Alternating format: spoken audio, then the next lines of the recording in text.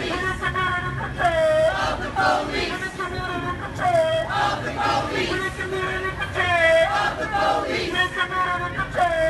police.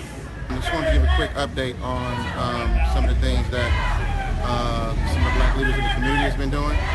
So today the Black Leadership Council met, and we're looking at attorneys, trying to select a pool of 3, so they're taking proposals for anybody who want to step up and represent Genele. The second thing is there's a team of clergy as well as mental health officials that will be making an attempt to meet with Genele today to make contact.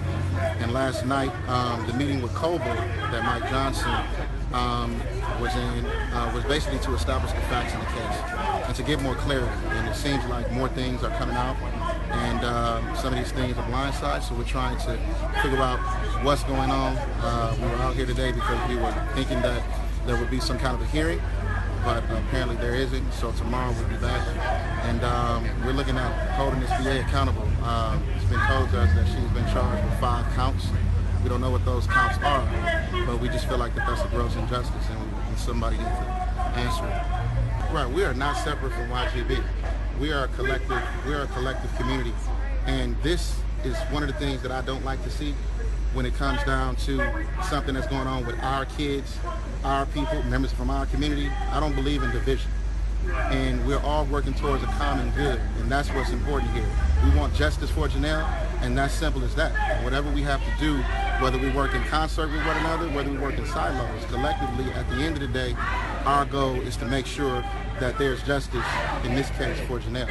That's the most important thing, and we are not divided. We love YGB, and we are not separated.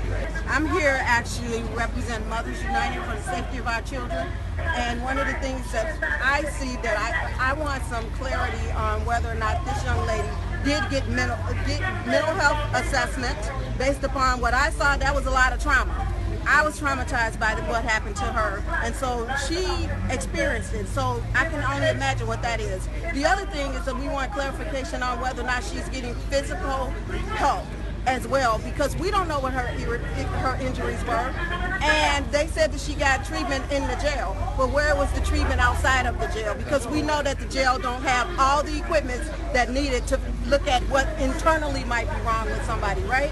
So we're asking for her some proof that she did get some physical help, and that doesn't mean that the jail team just looked at her. We want to know also that she went to a hospital and got treatment, got x-rays, got EKGs, whatever. The same as the police officers who, according to the media, they got help for their issues. So we want to make sure that she also gets the same help. And what I saw, based upon what was going on, is even if, no matter what her behaviors are, and I'm not justifying none of it, these officers are trained officers to deal and de-escalate situations. And from what I saw, there was no de-escalation happening whatsoever. There is no need to be kicking somebody, calling somebody outside of their name. Where does that fit into the police training and police academy? And not only that, the accountability for the officer. When you see another officers doing something inappropriately that they should not be doing, whose job is it to act and to respond to that officer and say, hold up, maybe you need to operate differently in the circumstance? There was none of that. All of that was going on was just totally above what I saw needed to happen.